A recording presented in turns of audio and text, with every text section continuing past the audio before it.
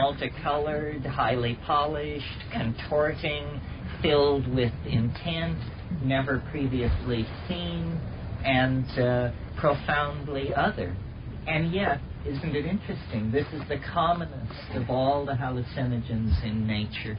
This is the one that is most like what is happening in the metabolism of the ordinary human brain.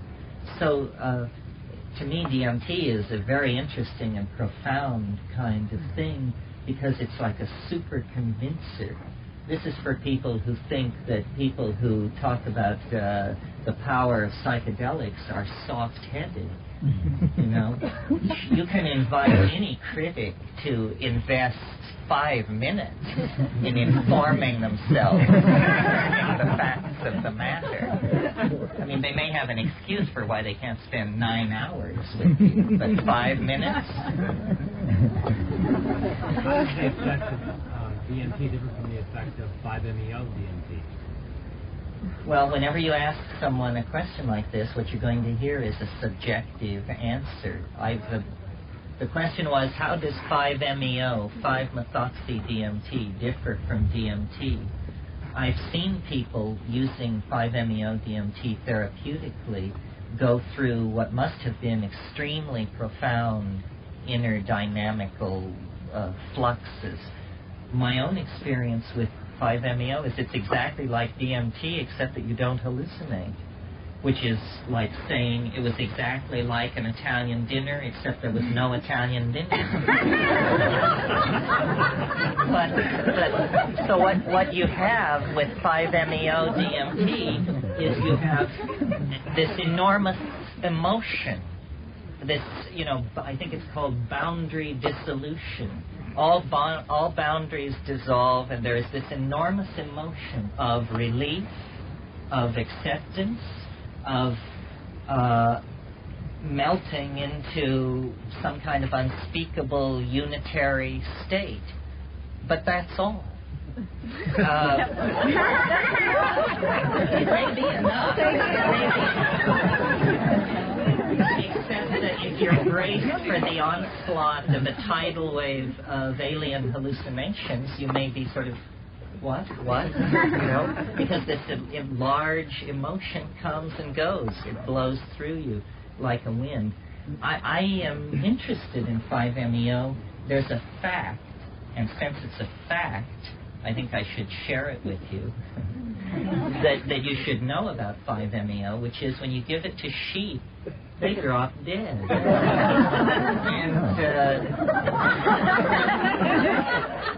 you know, so I guess the moral of that is, if you're a sheep, you better not do this. Are we sheep or are we men? Are we sheep or are we men? But you know, staggers is a thing that sheep ranchers have to be aware of because they come upon their sheep with their little cloven hooves in the air trembling. Well, that's from eating Phalaris arundinacea, which is a range grass that contains 5-MeO DMT. And these tryptamines are highly psycho and physiologically active. It's thought that it's tryptamines that control heart rate, not psychoactive tryptamines, but an entire other family of tryptamines that are being secreted in the neurospinal fluid. So there's a lot about this that isn't understood, and work goes forward, but not on the psychedelic tryptamines. That is, of course, a no-no. One of my gripes that I don't know if I got around to in this weekend is the fact that science prides itself on its open-minded impartiality, and yet psychedelic research is utterly forbidden. You can research any horrible thing you want, how much ethylxylene it takes to create tumors in rats and all this horrible stuff. But there's no human research being done by or on human beings on this planet to speak of, because it's professionally the kiss of death to become involved with this. To my mind, this is like possessing the telescope and refusing to reform astronomy. You know, I mean, we come upon these things They are gifts of knowledge, and we need to integrate them into our growing paradigm, or else our paradigm will become just another story. Back here, yes. Does the CIA have extensive data on lysergic acid? The question is, does the CIA have extensive data on lysergic acid? Well, they had a program in the 50s and 60s called MK Ultra. They amassed vast amounts of detail and data on these compounds, but we don't really know what they concluded. I think that the psychedelics are surprisingly slippery in the hands of the managers of dominator institutions. You know, when they first had LSD, they thought, oh, this is a truth serum. We'll give this to our agents so that they can extract information from people they meet in foreign locations. Well, then 6 months of that theory, they changed their mind and said, no, what it is it's the antidote to a truth serum. Give this to somebody and they can't tell you what they know. So we'll make all our agents take it when they're captured so nobody can get information from them. And then they decided, you know, that it was neither, and it was of this, and it was of that. I have asked this question because I'm concerned about it, of the voice in the mushroom. The question being, what if these things fall into the hands of people who are not well-intended? And I can only tell you what the mushroom said. It's not entirely satisfying to me as a paranoid rationalist. But what it said was, this is not your concern. These things are of the good. And the light cannot be corrupted by the darkness. The darkness passes right through it. It's as though it didn't even exist. And I think there's truth to that. People are always asking me, why is it that I'm not dragged away kicking and screaming? It's because it's utterly unimportant what I'm doing from the point of view of anybody in any position of authority. We are all labeled flakes. We are all seriously deluded people, but as long as we remain less than 5% of the total population, there's no problem. You know, I mean, democracy is very tolerant. It tolerates all kinds of cults, belief systems, sexual orientations, and so forth. As long as we don't threaten the power structure in ways that it can recognize. That's the clue. As long as we don't threaten the power structure in ways that it can recognize, I don't think there's any problem, and I ask you not to worry. Yes?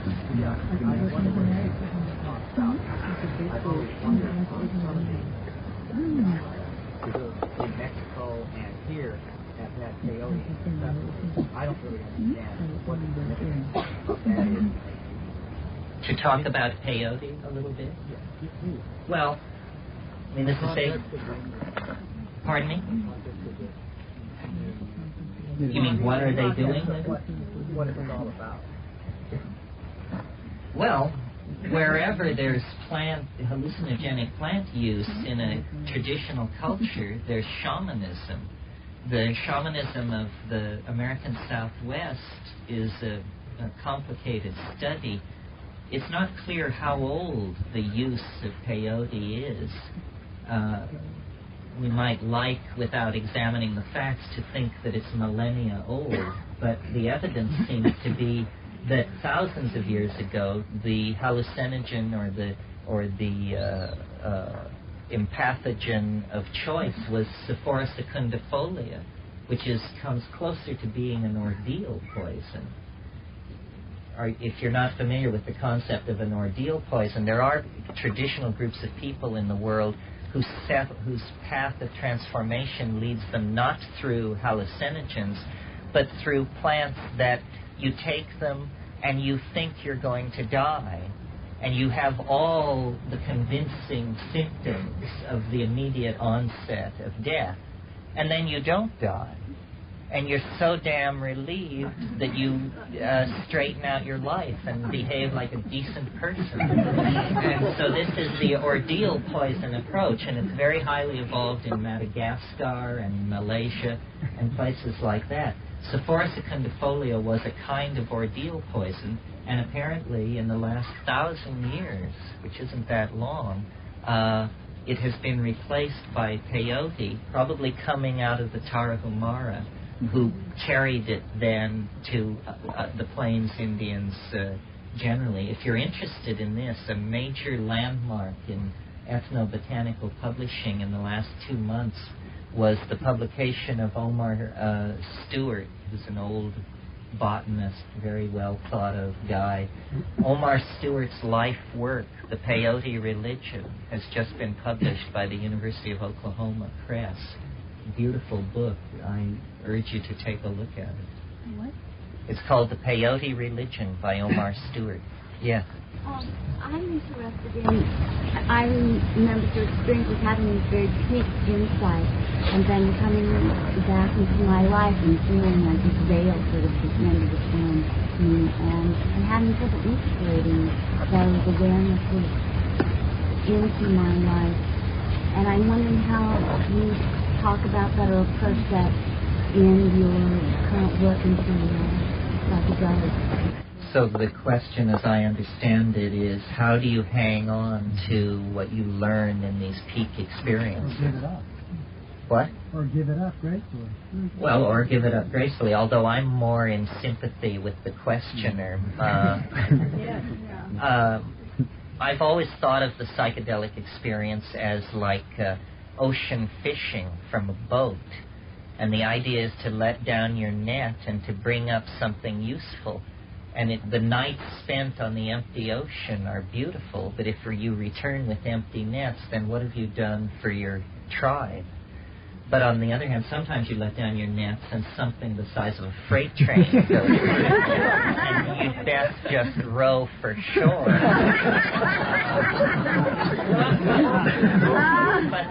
But there are the intermediate catch, and I think that this question that you ask is very important. That this, and I don't really have an answer. I have techniques, but the goal is always to bring back as much as possible, because at the peak of, say, a 6 or 7 gram mushroom trip, you cannot believe what you're seeing, and you cannot, even in the act of beholding it, you cannot imagine what you're seeing. I mean, it actually goes off the scale, and you say, all veils have been ripped away, all truths revealed, this is it, you wanted it, you've got it.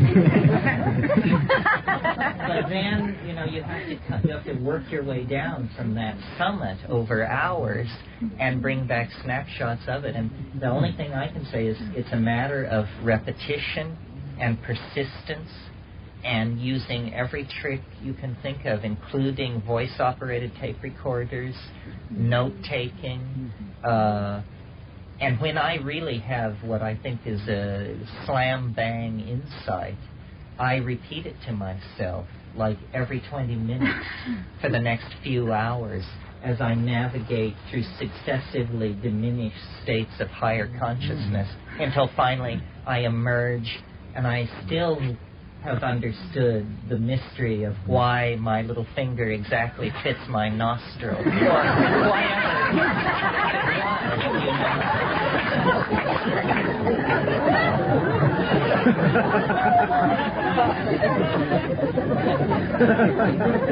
in the back. Scream.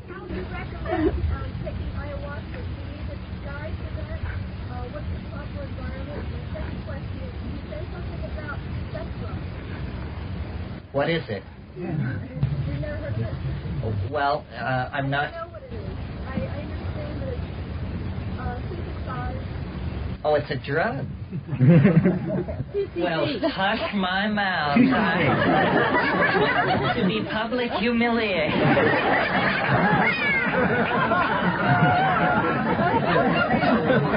How many times in my life will this happen before I finally shuffle off the stage?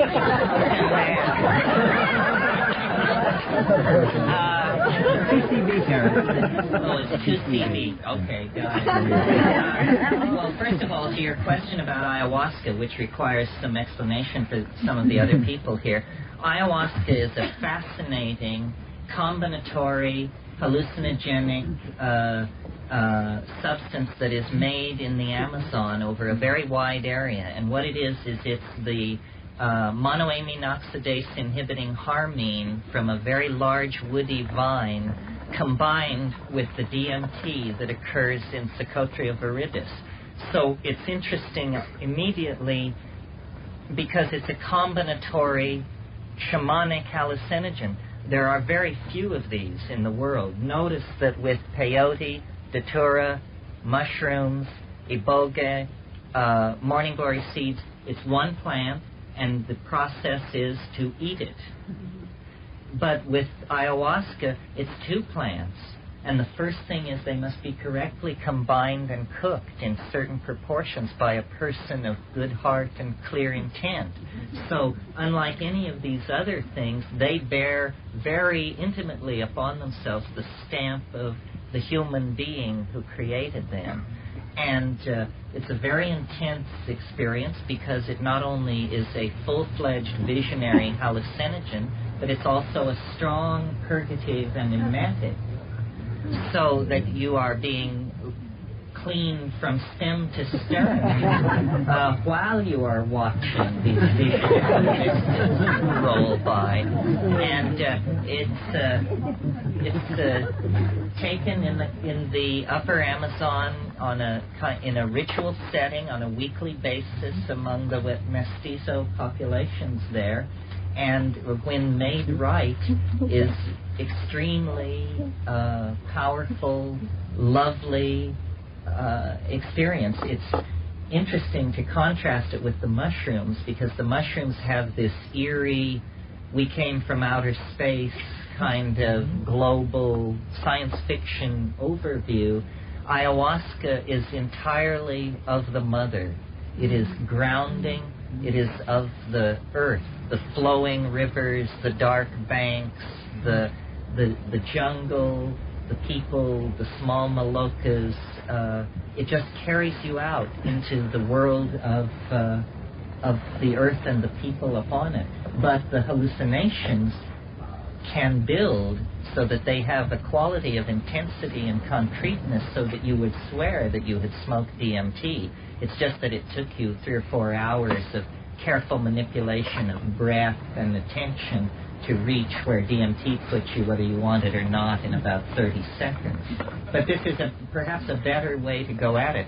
I'm very interested in ayahuasca and how it has formed culture and civilization in the Amazon. It's unusual that you ask the question even because so few people have heard of it, but it is beginning to be used in psychotherapy in this country in a ritual context very discreetly, and I think it holds out great promise. The reports coming out of these small groups of people who take it reverently and ritually are of tremendous healings and reorientations of neurotic personality structures and that sort of thing, which is exactly how it works in the context of the Amazonian situation. Over here. Yes, Revelations of Philip K. Dick, which is in a simulation. How would you explain those? By the revelations of Philip K. Dick, do you mean the incidents that happened to him and that spawned books like Velas and The Divine Invention? Well, I won't spend too much time on this because I don't know how many people know who Philip K. Dick is. I think it was Robert Anton Wilson who coined the term chapel perilous. This is when something happens in your life and it all begins to fit together and make sense. Too much sense, because it's coming from the exterior, and it seems to either mean that you're losing your mind or you are somehow the central focus of a universal conspiracy that is leading you towards some unimaginable breakthrough. I don't know what that's about. I've experienced it. Maybe anyone who leads a long and eccentric life has these periods where they seem to have caught the wave and are being carried toward unimaginable revelations and situations quite beyond their will. This is what happened to Dick, and the explanation for these kinds of things would lead us quite far afield. I would just say briefly and bravely that I think vortexes of connectedness seem to haunt time like ghosts, and they're not material objects, so they're too subtle for science to pick up. There's something known to shamans, poets, gamblers, people like that, and these vortices of coincidence and connectedness can work either for or against us. And if you don't have a model that contains the possibility of these things, then when they come upon you, you will become highly agitated and think you're losing your mind or you're being contacted by aliens or something like that. I call it, and I don't think I'm the first, but I call it the cosmic giggle. And, you know, it comes after you sometime. And you just have to be ready for that. I call it, and I don't think I'm the first, but I call it the cosmic giggle. And, you know, it comes after you sometime. And you just have to be able to wrestle with that particular angel when it turns up on your doorstep. Yes, this lady. Can you conceive of people that might be able to have these kinds of experiences, like the ones that you just explained, as well as enlightened or enlightening kinds of experiences without drugs? And the second part of my question is it possible to have you run into anyone who's so sensitive to substances, be they hallucinogenic substances or just plain food, in some instances that they can't tolerate or would be way over the mark if they were to take substances? Oh, yes, absolutely. I mean, you meet people who are extremely delicately poised. I mean, there are people who, you know, consciousness can be just synergized into all kinds of tizzies by things other than these overt hallucinogens. I am somewhat thankful that I'm cut from more lumpen stock, because I wouldn't know what to do with myself if I began to have a hallucinogenic experience not in the presence of a hallucinogen. The states of mind that I'm interested in that come out of these shamanic plants are so radically different from ordinary states of consciousness that I wouldn't care to access them except through the technology of the plants. And I often get asked this question, are there other ways to do it? Certainly claims abound, you know, and you meet people who say, I don't need drugs, I'm seeing little dancing mice when I close my eyes. Congratulations. But I've never been entirely convinced, you know. It's really hard to convince yourself that we're all talking about the same thing. That's why I perhaps rattle on more than I should. I've had the unsettling experience of, and I won't use any names, but meeting someone who had done research on psychedelics for 20 years, had given it to over 500 people, who had taken it over 150 times. And I said, we discussed the possibility that they were professionals, so they had always had off-the-shelf chemicals. And I said, well, you should try fresh mushrooms and see if you think there's a difference. And hated the 1960s in large measure with their rhetoric about psychedelic drugs. So I had no idea. And so we have to keep leaning on each other. We have to keep comparing notes and make sure we're talking about the same thing. We're not talking about, on the way to the mystery, along the way to the mystery lie the realms of loving everybody, moving fields of geometric color, past lives, you name it. But these are just milestones on the way. When you finally get to the thing, the way you will know that you've arrived is that you will be struck dumb with wonder. That you will say, my God, this is impossible. This is inherently impossible. This is what impossible was invented to talk about. This cannot be. And it's then we're in the ballpark. Then we're in the presence of the true coincidentia oppositorum. There are all kinds of drugs and techniques and hot water and massage and this and that and vitamin therapy that moves you all over the map, makes you feel all kinds of different ways. And, you see people experience all kinds of personal breakthroughs under massage and rebirthing and all these things. But I don't think that's what we're talking about. I think we're talking about something profoundly other, that it is very hard to get this thing out into the mainstream because literally words fail us. It is a translinguistic object. It is if a flying saucer were to land in Central Park tomorrow, it would be not as mysterious and challenging to our conception of ourselves as this psychological state is, which lies at the center of all this shamanic dancing around and probing. There is something profoundly bizarre, accessible to us here and now. And it's a complete puzzle to me why there is so little talk about it. We live in a society completely obsessed with sensation.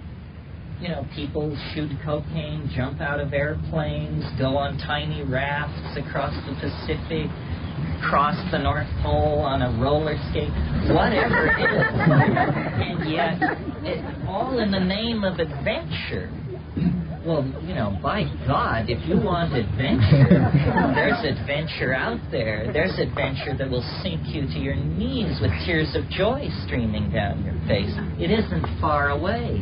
It isn't for people you never heard of or universities, or you don't need a lot of funding. You don't have to be a professional. All of this stuff.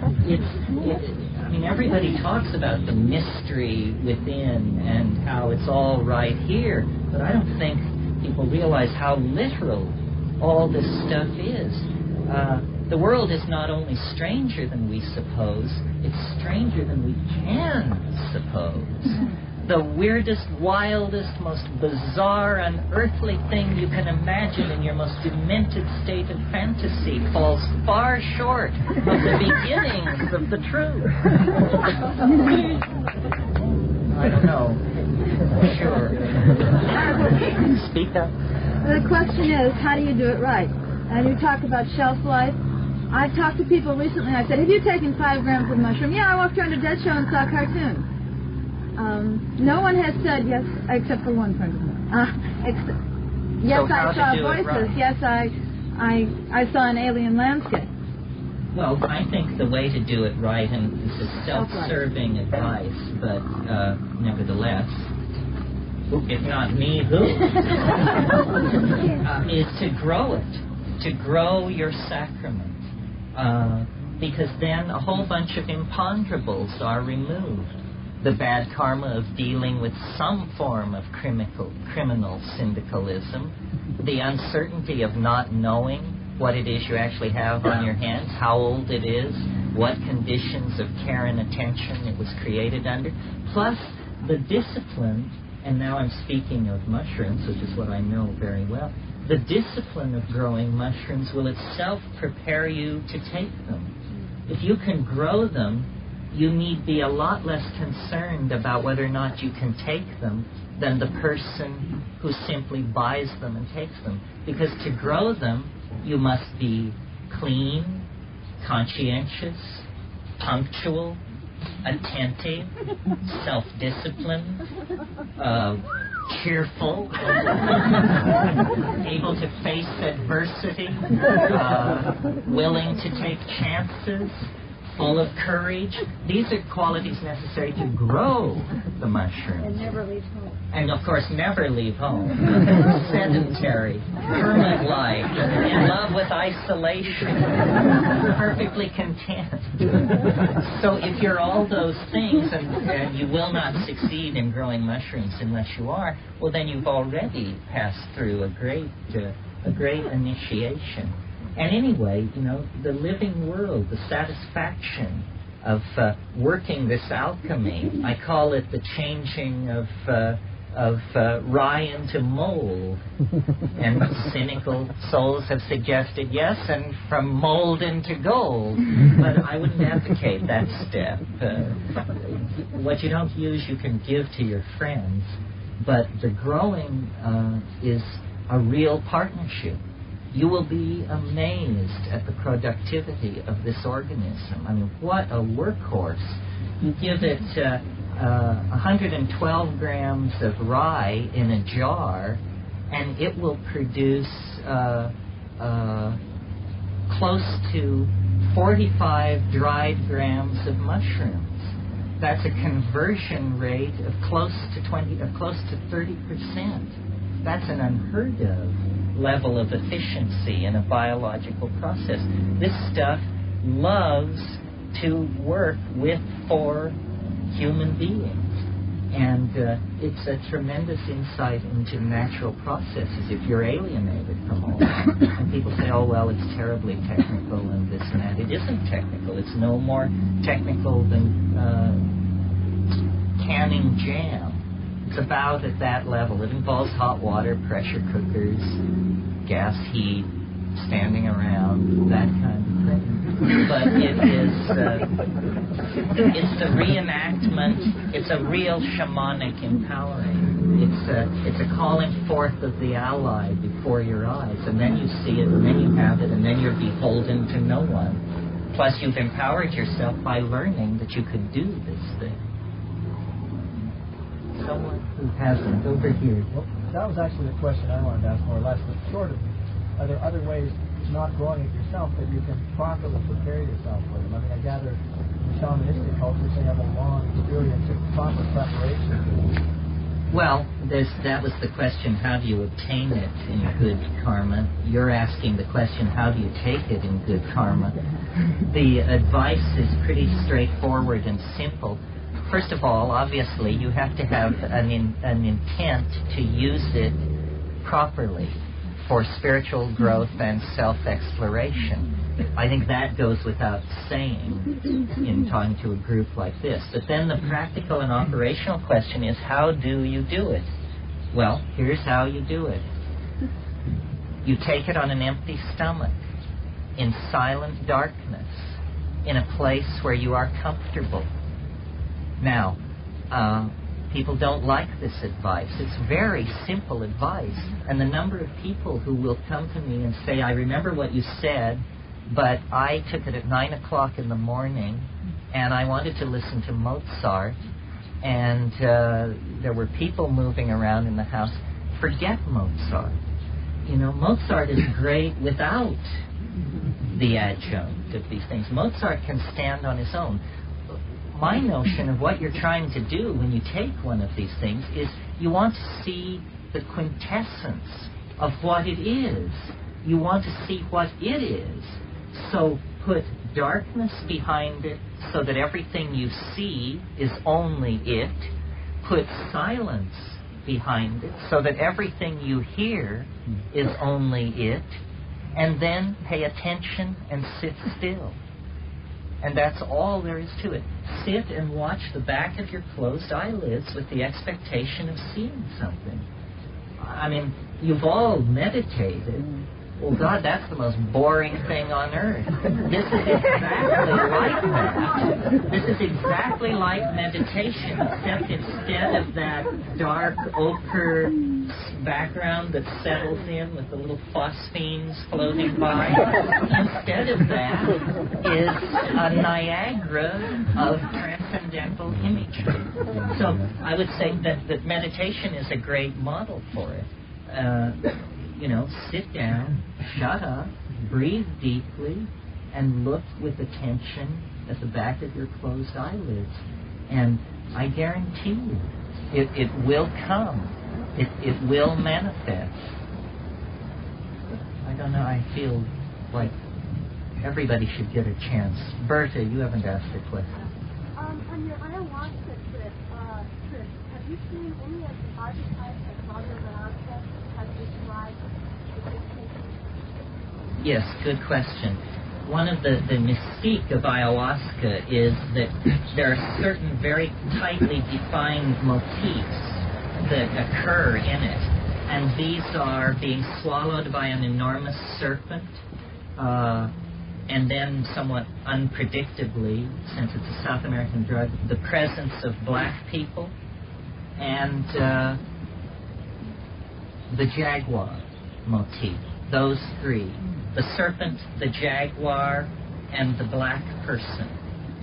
And the answer is yes, very strongly. Not only myself, but other people. This is really interesting to me because I'm interested in, where are these images? That's what I've always asked. That's why I'm so interested in the hallucinations, you see.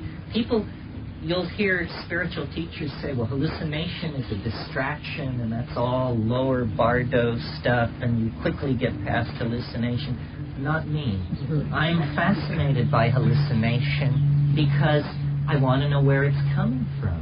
How can it be that in sitting in silent darkness by myself for a half an hour, I can see more art than the human race has produced in 15,000 years?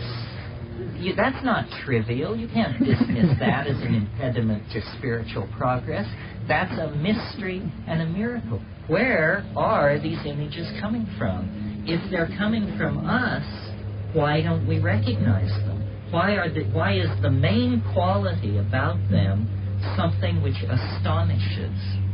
Where we say, I could never have thought of that. And yet, you're seeing it. It's filling your head. And so I wonder about the images in ayahuasca. Are they in our bones and our genes? Or is it a morphogenetic field of the local area? Where do these things come from? Naranjo, Berta referred to him in her question, did experiments with urban Chileans who had never been to the jungle. They also got jaguars, black people, and giant serpents. And I've taken ayahuasca in Northern California, and the blackness is the most puzzling to me because the jaguar and the serpent, these are power animals, but why blackness? And not blackness as honkies imagine it. I'm convinced it's blackness as black people experience it.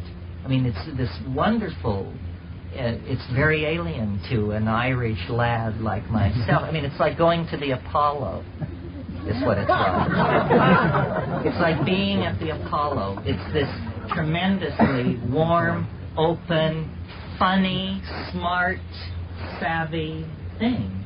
Well, why?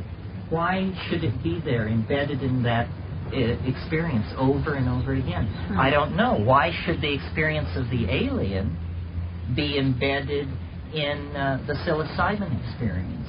The sense of this thing which can communicate, but which is not human and from another whole order of nature and with an entirely different conception of time and destiny and history. Who are these? What are these channels out there?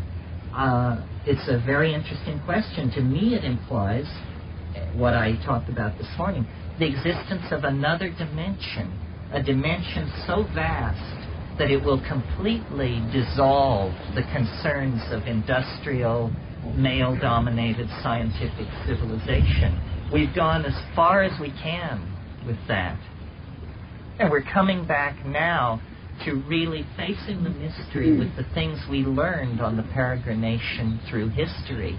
And we're better equipped than ever before to understand these things. But nevertheless, as the thing begins to lift the veils, you realize that it is still as mysterious as it ever was. Here. Could, in the 60s, MDA was thought to maybe help enhance community. Can any of these drugs that you're talking about be used as a tool to help accelerate the partnership spirit in family and community and in larger groups? Good question. Do these natural hallucinogens, can they be used to facilitate the formation of partnerships and partnership societies? Well, the answer is certainly. Ayahuasca is a good case in point. The way ayahuasca is used in the Amazon among the very traditional off-river tribes is it's used to create states of group-mindedness among the elders of the tribe to make social decisions for the group. In other words, before, when ayahuasca was first encountered, the chemical in it was named telepethine. This is what these European chemists named it. Later it was discovered that it was the same compound as had already been isolated from the giant Syrian rue called harmine. So the rules of nomenclature meant that harmine would be preferred over telepethine. But these states of group-mindedness are very, very real, and they occur on psilocybin, in my experience as well. I didn't talk about it too much this morning in my anthropological wrap, but you can imagine the power that a kind of group telepathy would have in ensuring the survival and cohesion of a primitive group experiencing great pressure from the environment. So, in a sense, that's what these things may be good for. It's possible to suggest that our ability to use language was something originally synergized out of our animal organization by environmental pressures in the presence of hallucinogens. There is something about communication, and I think this leads me to a favorite subject of mine. I think that the ways in which we communicate with each other are still evolving and still can gain energy from being explored with psychedelic compounds. Some of you, I'm sure, know my notion about what I call visible language. And I referred to it this morning when I said how many could see what I was saying. Visible language is the notion that language need not be something heard through the ears. Language sufficiently empowered might be beheld with the eyes. This is what great poets are able to do, and great singers of song and tellers of stories. They're able to use language so creatively that without noticing that anything has happened to you, the listener, you begin to see what is intended rather than to hear it. And I take this very seriously because on psilocybin I have actually both beheld the intent of other people and also been able to cause them to behold my intent. It's what Philo Judaeus called the more perfect logos. He said the more perfect logos is a logos which goes from being heard by the ear to being seen by the eyes without ever crossing over a quantized moment of transition. So imagine how much, we always think that telepathy would be a situation in which I would think something and you would hear what I was thinking. Mm-hmm. But what if telepathy were that I would say something and we both would see what I mean and could just walk around and look at it. And I think we unconsciously anticipate this in the ways in which we talk about communication, because we say, she spoke very clearly. I see what you mean. He painted a picture for us. In other words, we always reach into the domain of the visual metaphor when we wish to indicate a higher order of clarity in speech. And I think from taking ayahuasca in the Amazon with these shamans, that what we take to be beautiful shamanic songs are, for the people who are intoxicated on the hallucinogen, not songs at all, but works of visual art that are seen, that are looked at. We, again, the visual metaphor, we talk about a tapestry of sound. These really are, these icaros, these magical songs, they really are tapestries of sound. And when you use psilocybin, you can experiment with your own voice and discover that a certain sound is actually the color violet. And another sound is, chartreuse shading into lemon yellow. I mean, in a way, I'm trivializing it because it's much more complex than this. But what you discover is that sound can be seen and that thought can be beheld. I think our brain, the evolution of our brain chemistry, hovers just under the threshold of this thing becoming explicit. And it's a hard thing to talk about, obviously, because we're talking about speech and communication intent itself. But again, by looking back into the past, we can obtain an image which maybe helps us. How did language as we know it and as I am using it at this moment come to be? Must this not have been something which was for thousands and thousands of years just under the surface of our ability to take hold of it and cognize? And then suddenly it gelled. There was a phase transition, and people got the idea that you could signify with sound, that you could cause an image of a thing not present to come into the mind of your hearer by naming it.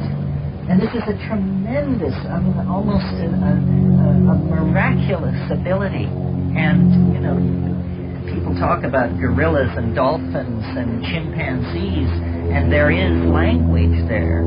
But the miracle of human language, the things that we can do with it, the way that poetry can set armies marching, and the way messiahs take control of the destiny of whole millennia of people. It's all through the spoken word. It's all through the power of images beheld in the privacy of the individual mind, somehow linked to little mouth noises. And these little mouth noises go across space and enter through the ear of the hearer. The hearer consults his or her dictionary and reconstructs a blueprint of the intended thought. And this very crude process is what holds us together, our religions, our governments, our hopes, our fears. So a transformation in the linguistic domain would create a great cohesion. And I believe that the proper view of these psychedelic compounds is as enzymes. If you're not entirely clear on what an enzyme is an organic catalyst. Now, what is a catalyst? A catalyst is a compound which causes a certain chemical reaction to progress at a faster rate without the catalyst itself being consumed. In other words, it drives a chemical process. And these hallucinogens in the natural surround drive and catalyze and synergize the process of consciousness in our species. And what it comes down to in practical terms is the synergy of language emergence. We cannot move into the future any faster than the rate at which we transform our language. And language transformation and evolution has, up until the present moment, been left pretty much to find its own way. There has never been really a culture with a conscious intent of transforming its language. Yes, Hugh. I agree with you, and I think there's another aspect of it that I've observed in communication, and that is there's like listening to Buckminster Fuller is an interesting process for me. And I've listened to him lots of times from my early childhood, and sometimes when I don't try to understand his words, I switch into another mode. I've had times when I could understand everything he said without understanding his words, some of his words. And so I think there's a lot of communication that goes on in that other place that I think we all have to develop to get beyond the words. I agree, in the realm of sound. At times, sometimes people criticize me and say, you use too many big words. You would communicate with more people if you used simpler words. Well, first of all, I love words. And second of all, it's always been my faith that if you pronounce a word clearly, it will be understood, you know? And I don't know if it's working for you or not, but it's how I learned all these big words, is somebody said them to me and I knew exactly what they meant. So, I think we need to fully empower language. We get along in day-to-day affairs on probably 10,000 words. English has 500,000, and that we would all probably recognize. So we really need to experience and experiment with empowered speech and what it can do. Isn't it interesting that we have millions and millions of words for things like leptons and quarks and ratchets and these kinds of things? We have about 5 words for emotions. We have, love, hate, disgust, and then, a few others. But if you will still your mind for a moment and direct your attention to your heart, you will see that your heart is as busy giving out complex vibrations as your mind is. The complex vibrations given out by your mind, you can usually transduce into speech and start saying, I want, I think, I know, this and that. But when you turn your attention to your heart, most of us are totally inarticulate. And even the most articulate among us in matters of the heart still inherit a tremendously impoverished vocabulary. It's very hard to say what you really mean when you're talking about your feelings, because they're such feathery, delicate creatures, and the words that convey them are such sledgehammers of statistical averaging and crude misunderstanding. So this is another dimension. Out of the 60s come concepts which are always ridiculed by the orthodox, concepts like the vibes and laying an ego trip. But what this is the first halting steps toward creating a new language about emotion and feeling. And it's too bad that it was broken off, or that it didn't proceed at the rapid rate as it began, because we cannot really, the way I see moving into the future, it isn't a matter of time passing, it's a matter of stretching the envelope of language. We can only progress as quickly as we can describe to each other where it is we want to go. This is again like restating the idea that the best idea will win. What we need to do is all hone our ideas, clarify our thoughts, and then dialogue with each other. This was the Greek technique which created the first philosophical breakthroughs that were the entire basis for our culture, and much of the rest of world culture. So it's always about stretching the envelope of language, seeking to say yet more clearly what we mean, to adumbrate and refine and indicate nuance with ever greater clarity. That is what communication is, and when it's done perfectly, it becomes a true partnership in art.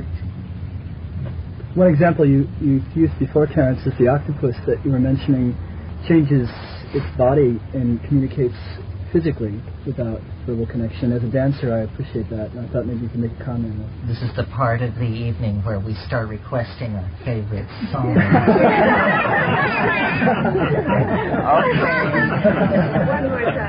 The Octopus Blues, briefly. I talked about visible language a little earlier, and John reminds me of a wonderful metaphor and insight into all of this, which is, nature always provides models for what we want to do, no matter how advanced or unadvanced. Nature always provides the model. So I had this idea about visible language years and years ago, but in the past couple of years I've discovered, everybody seems to discover mind in the water. For Lily it was dolphins. For other people it's been whales. For me it was octopi, cephalopods, and I'll talk about them a little bit. First of all, they have extremely well evolved eyes. They have eyes as good as human eyes, and in fact it's always held up as a great example of parallel evolution, that these two utterly unrelated organisms could have eyes that on the dissecting table you cannot tell a human eye from an octopus eye unless you're an anatomist. So, but who would want to? Octopi are cephalopods. They're mollusks. They're related to escargot and banana slugs.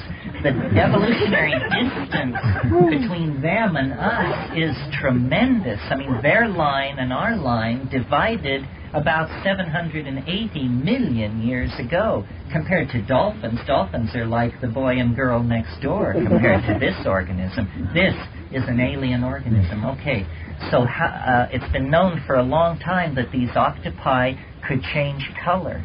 And it was always thought that this was simple camouflage, that they change color to match their background. But observation being the key to scientific advance, people notice that, but they don't match their background. They generate polka dots and traveling bars and what are called blushes and striping and all of this sort of thing. So then it was realized they are communicating with each other. This is how octopi communicate. They are actually almost like creatures turned inside out, because they have a tremendously advanced nervous system which is on the surface of their skin. And this nervous system controls these specialized cells called chromatophores, which change color. So that what an octopus thinks is how an octopus looks. In other words, they are their own thoughts. They are like a naked nervous system. They are pure linguistic intent. And when you see them, they not only are able to change their color, but because they're soft-bodied, they can fold and unfold and reveal. So they're like a sematophore. They are pure linguistic intent. And I think where this reaches its most psychedelic extreme is in the benthic octopi, the very rare deep water octopi that live below 1,500 meters in the deep ocean where no light ever penetrates. And how have they continued their dialogue into this abyssal darkness? It's by evolving light organs all over their bodies equipped with eyelid-like membranes, so that if you see films of these things, they are psychedelic idea complexes, transforming themselves, lighting themselves, sending traveling lines of lights and stripes and dots.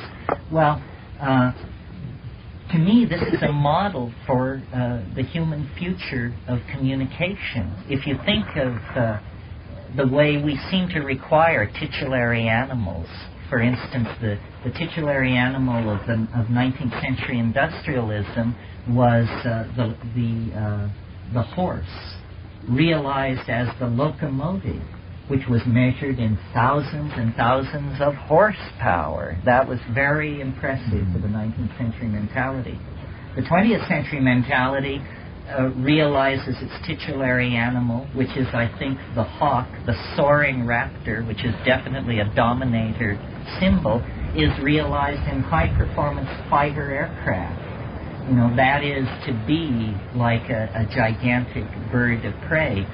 The titulary model, the titulary animal for the future is, I would suggest, the octopi, because it is probing the frontiers of communication and self-reflection. In fact, the octopus may contain the hint of what this great phase transition we're approaching is to be. It is actually, I think, an effort to turn ourselves inside out, to objectify the mind so that it can be beheld and freely seen, so that we can each see the soul of the other, and then to interiorize the body so that it is a freely commanded object in the imagination. That's, I think, what we're headed toward. And it is anticipated by the psychedelic state and will be hardwired through the feminization of cybernetics, and it will release from us the tremendous pressure of limits. That's what we really feel, is limits. And we sense that in the imagination there are no limits. We just don't know how you get a 145-pound or 220-pound body into the imagination. Well, I think the process is a historical one. It's a cultural transformation. We have to exteriorize our minds, interiorize our bodies, and create a psychedelic, cybernetic partnership collectivity that lays the basis for a new self-image of what humanness can be. This is what I call shedding the monkey. We are destined for grander and higher things. The promise has always been there in the orgasms which we experience in distinction to most other animals, in the religions which we generate in distinction to most other animals, in the great collective works of art and social dreams that we generate in distinction to most other animals. We are called to higher things and are passing through a series of bootstrapping self-transitions that are synergized by the psychedelic plants in our environment and whose end state is anticipated in each of us as a microcosm when we surrender our